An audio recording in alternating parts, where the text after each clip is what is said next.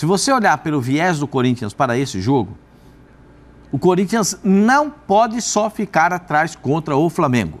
Sim. Perfeito? Uhum. E se o Flamengo executar a pressão na saída de bola... Que é o que espera. É o que se espera. Né? O Vanderlei é suficientemente inteligente para saber tirar a bola da defesa sem que sofra essa pressão. Porque se eles estão pressionando com 6 homens marcando, vai faltar gente para defender.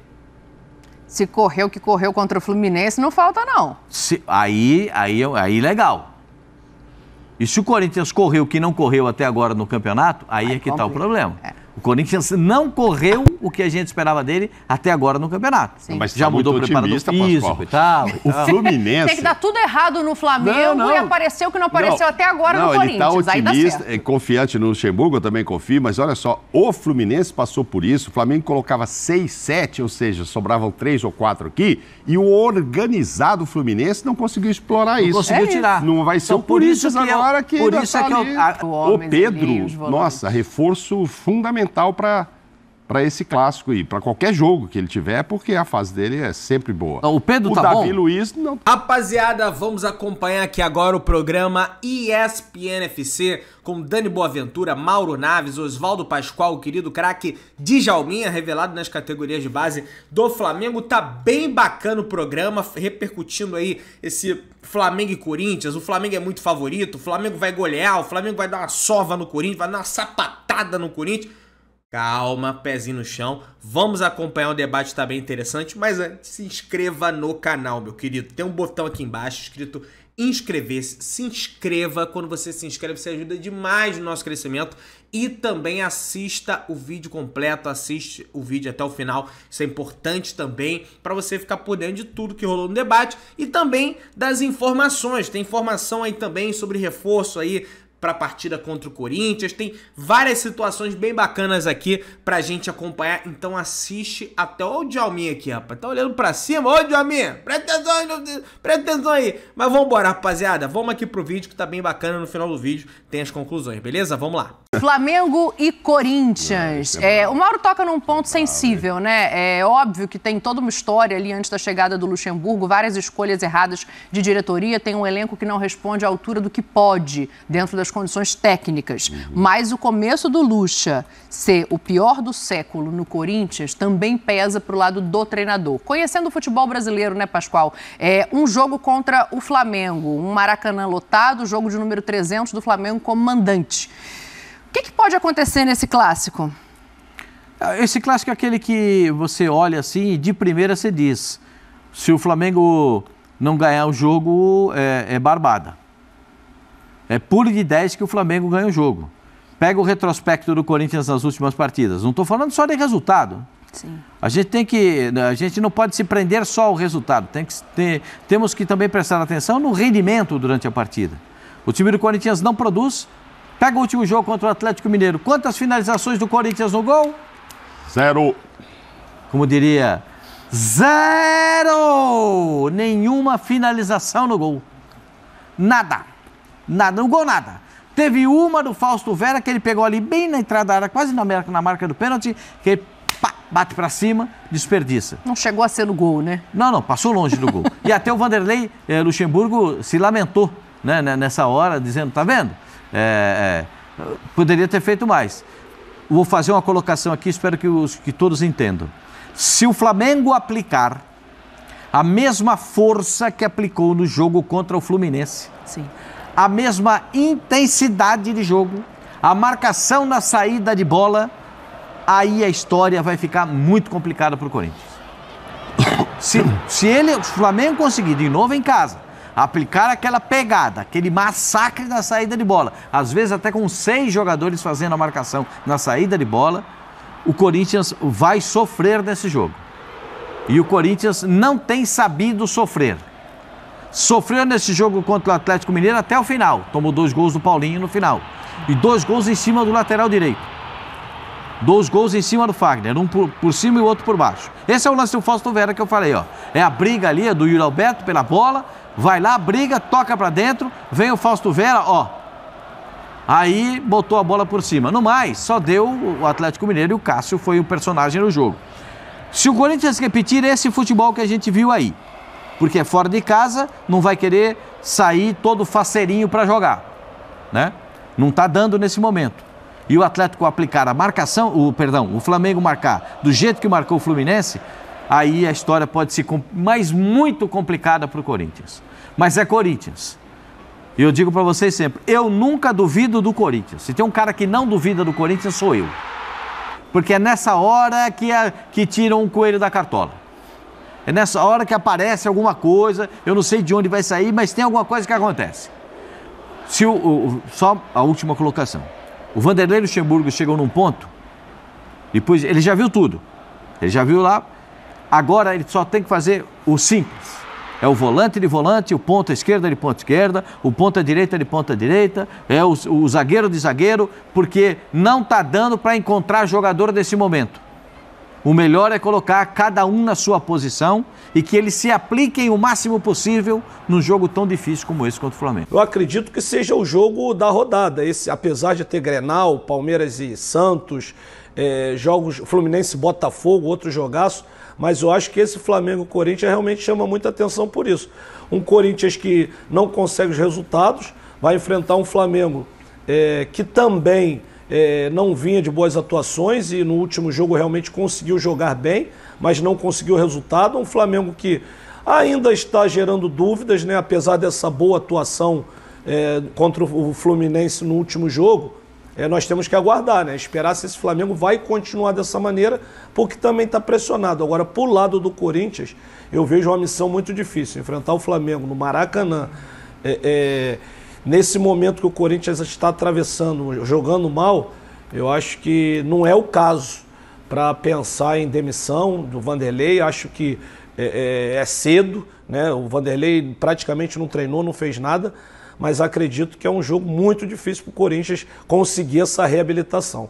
O Pascoal tocou num ponto sensível desse confronto, que é a questão de intensidade. E aí a gente pode entrar também em ataque contra defesa, né? O que a gente viu o Flamengo produzir no último jogo, como o Djalminha falou, tem que ver se vai repetir. Mas o que o Corinthians não vem produzindo é aquele time que tenta se segurar na defesa, mas acaba tomando gol. Então não tem nenhuma capacidade de reação também. A gente está vendo os números aí, ó. 62 gols marcados em 32 jogos tem o Flamengo, uma média de quase 2 gols por partida, 1,94. E o Corinthians tem 29 gols sofridos em 25 jogos, ou seja, uma média superior a 1 gol sofrido por jogo.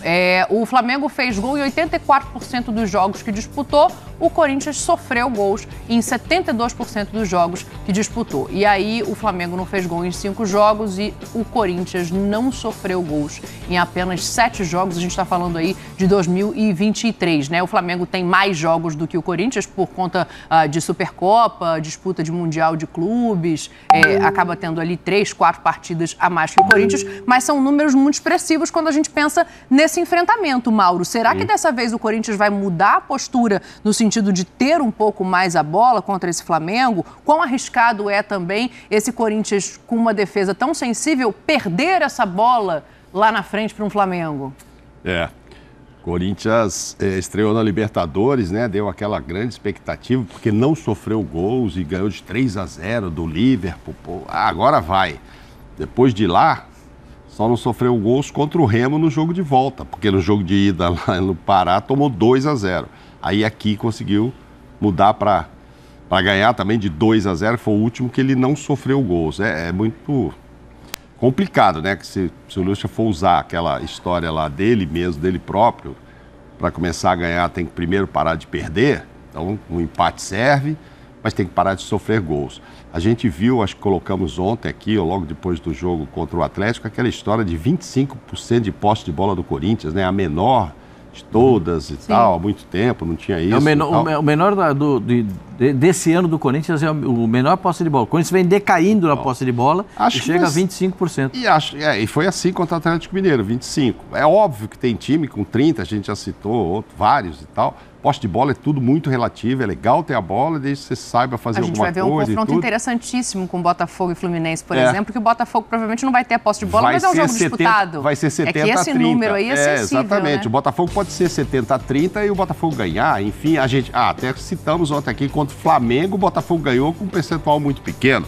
Olha aí, posse de bola com Boca, foi no ano passado. Foi um pouquinho menor, mas foi no ano passado. A gente está vendo ali, são 563 jogos desde 2015 e essa é a segunda menor posse de bola.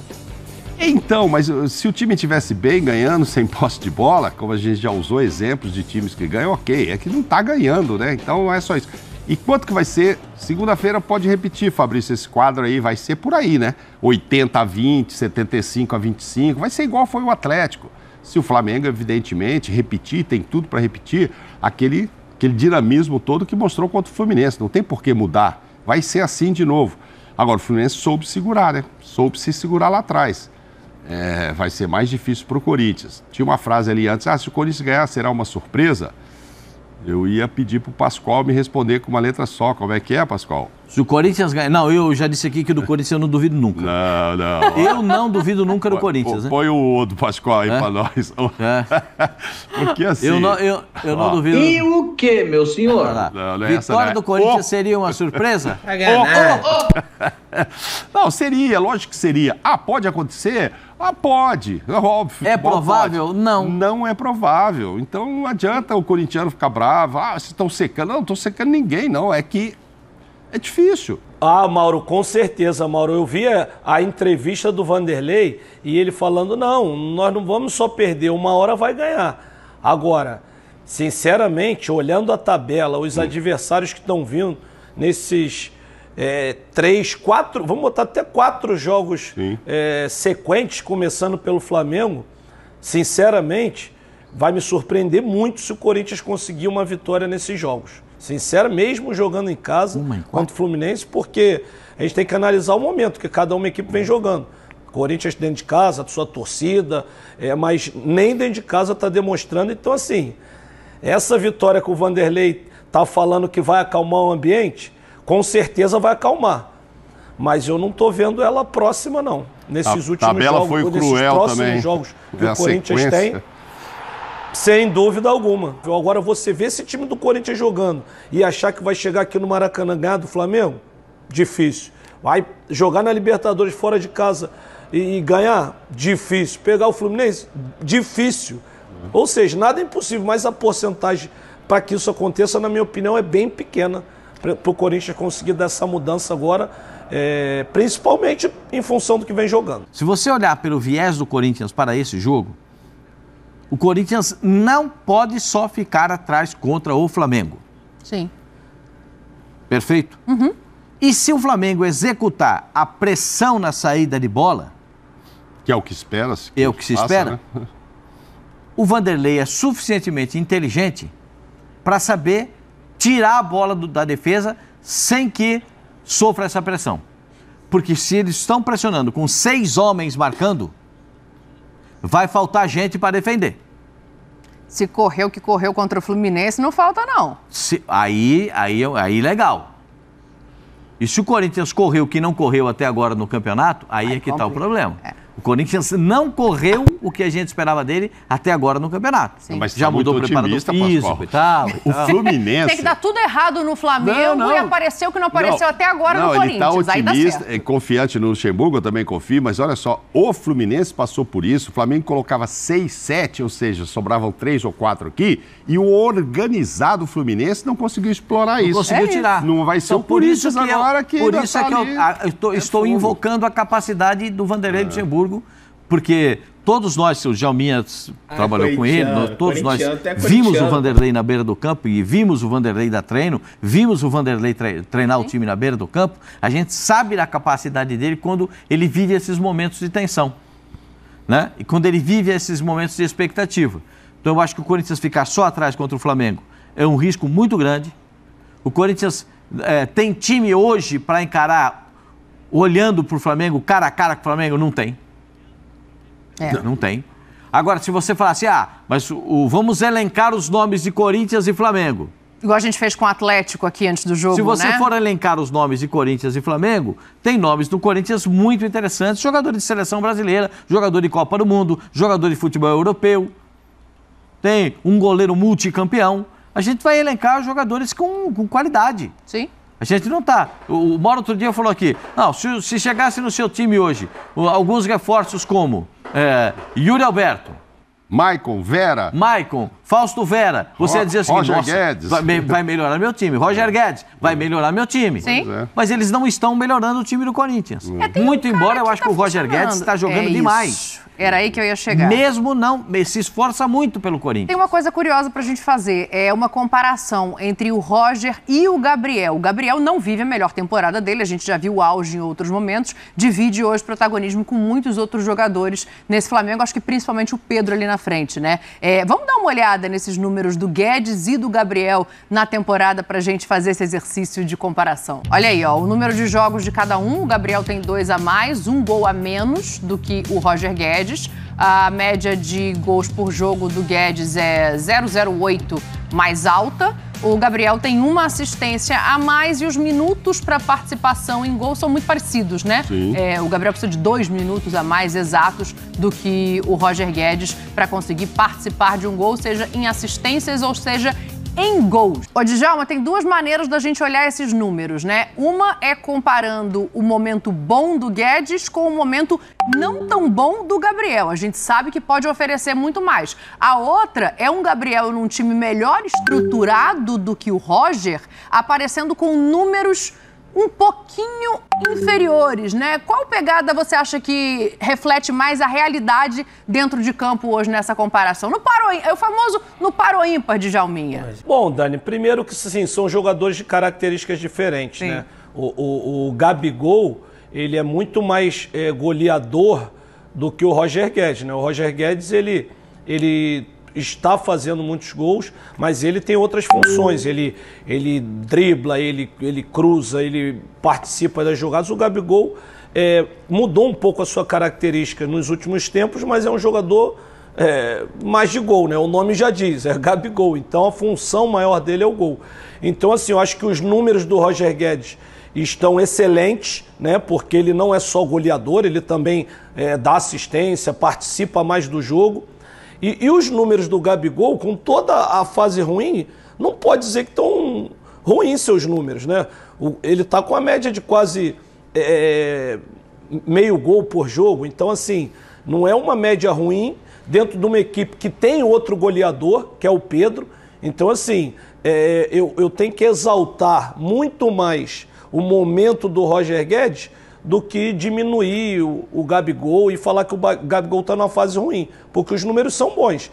É lógico que a gente sabe, né, que o Gabigol ele precisa de mais de 2, de repente, para fazer uma oportunidade de gol. Então, de repente, por isso que falam de uma má fase, né? Porque ele vem participando das jogadas, vem participando bem do jogo. Quando o Fluminense teve a oportunidade, a bola pega na trave agora. Sem dúvida alguma, um momento melhor do Roger Guedes. Aí você me pergunta, e o que isso significa? No jogo de amanhã, um Flamengo e Corinthians... Domingo. Eu acho que domingo, desculpa. Eu acho que as possibilidades maiores de fazer o gol são do Gabigol, do que do Roger Guedes, apesar dele viver uma grande fase. Porque é aquele negócio, veja com quem ele anda. Sim. Com quem é a companhia do Gabriel. Mas eu posso fazer uma outra pergunta? Claro. Tem um jogador que faz uma falta pro Flamengo. Tá com saudade? Puxa vida, faz falta.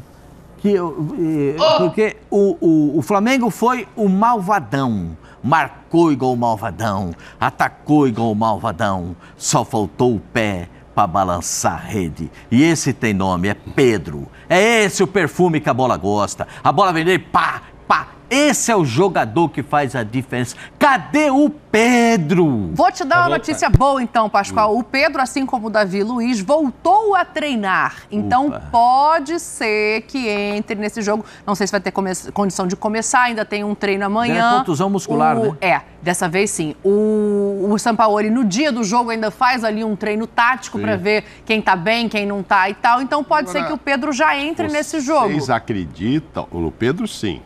E aí eu não sei se tira o Gabigol, se joga Pedro e Gabigol. Acho que o Pedro tem... Essa é uma boa discussão, né? Pois é, porque ele vive mexendo no time. Acho que o Pedro, mostrando para ele no sábado, que ele amanhã, que ele dá uma decidida no time, no domingo ele até treina de manhã lá, mas já é o time que vai jogar de repente. No sábado é que ele vai resolver, mas desde ontem eles voltaram, hoje mais um treino. Acho que o Pedro, tendo condições, está no time. Agora, não mexeria na defesa para colocar o Davi Luiz, não. Não mexeria, não.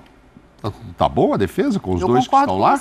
Os dois estão lá muito bem. Vou tirá-los agora, tirar um deles. Escolher quem? Fabrício ou Léo? Nenhum, nem outro. Não vai inventar de novo de ser 3 zagueiros, porque aí você não deixa, né? O Nath tá com as ideias estranhas. Isso ela não deixa. Ele tá dando ideia. Não, é ele que com as ideias começou. Ele não começou com 3 zagueiros, São Paulo? Não, ele começou, mas agora eu acho que ele achou a linha de defesa então, dele com 4 homens. O Pedro, nossa, reforço fundamental para esse clássico aí, para qualquer jogo que ele tiver, porque a fase dele é sempre boa. Não, o Pedro tá bom? O Davi Luiz, não, ele tá... Ele voltou a treinar. Fez o bobinho ontem, sabe aquela que você fazia? Aquele treino de bobinho, deu aquela corridinha. Agora hoje já teve certamente um treino. Um treino um pouco mais puxado e amanhã de manhã treina e decide. Aí o São Paulo decide. Porque eu sou favorável, você sabe qual é a minha tese a respeito de jogador bom, né? Jogador bom você tem que botar para jogar. Ah, mas ele vai jogar 45 minutos. Legal.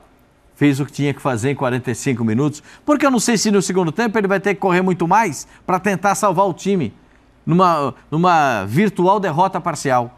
Sim. Então, bota desde o início.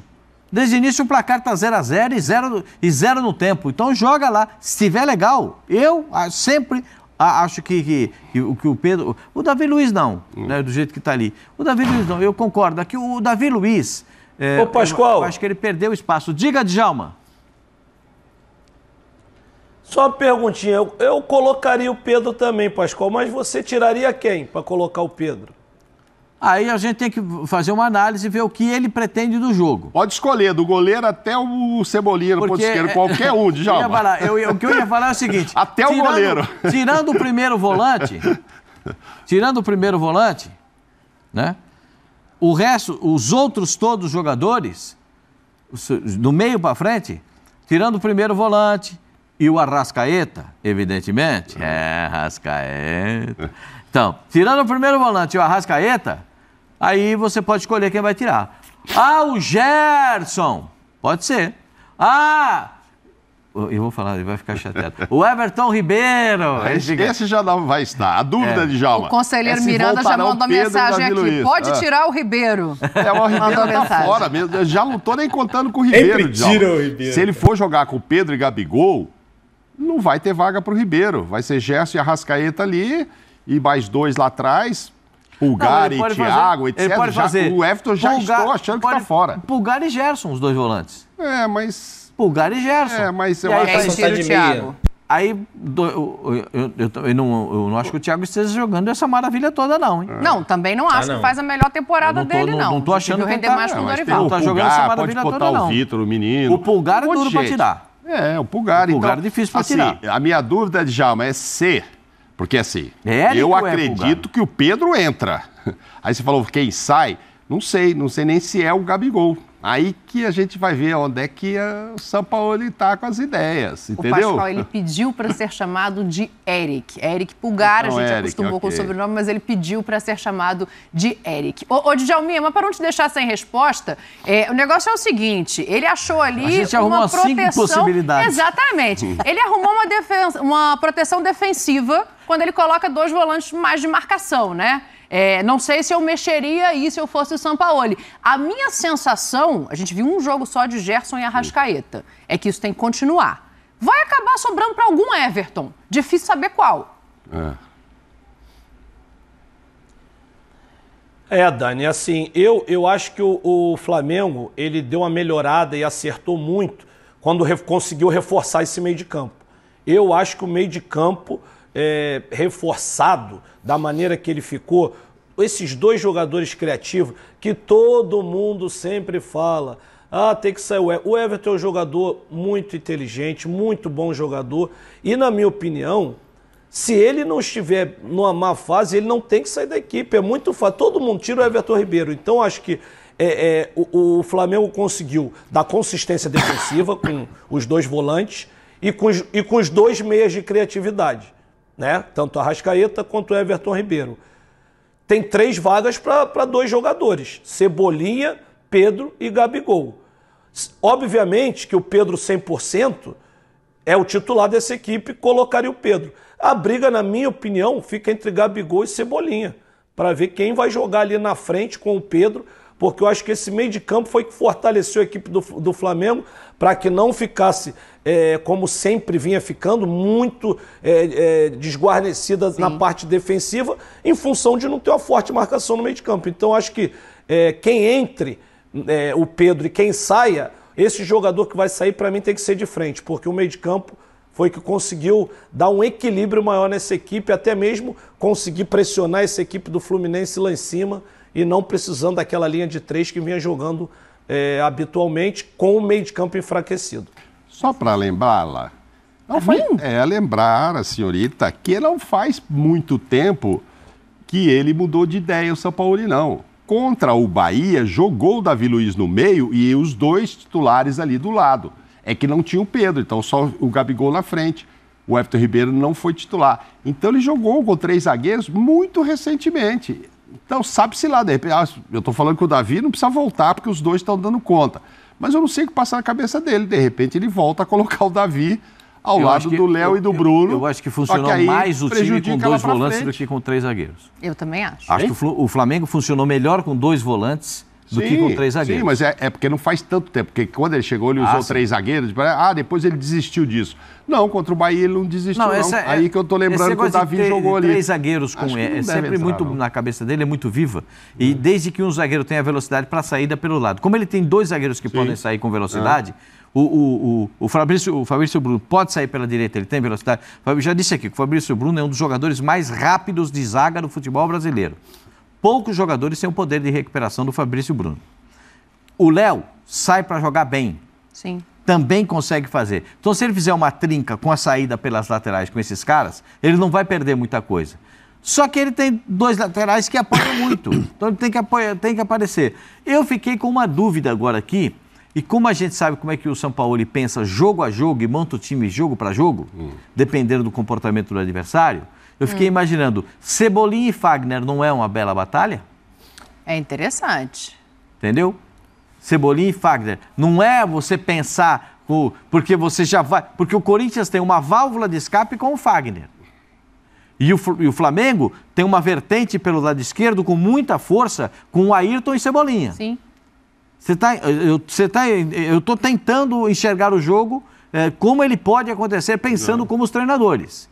Eu acho que essas 2 situações também podem ser balanceadas e, de repente, porque está voltando de contusão, eu não faria isso, mas acho que pode até ser feito pelo São Paulo, de colocar o Pedro para iniciar no banco de reservas, começando com o Gabigol. Agora, o Gabigol nessa situação, tem que jogar um pouco mais perto da área. Rapaziada, jogo muito importante aí pro Flamengo vencer. Pra mim, o Flamengo tem obrigação de vencer. Pedrão, para de ser soberbo. Que obrigação o quê? Que não sei o quê. Meu amigo, é jogo de 3 pontos dentro do Maracanã. Já esgotou os ingressos. Não tem mais ingressos disponíveis. Se você quiser ir no jogo, só se você, sei lá, pular de asa delta, de paraquedas, de pular do avião dentro do Maracanã, aí você vai conseguir ver o jogo. Vai estar lotado o Maracanã. Então, assim, gente, tem obrigação.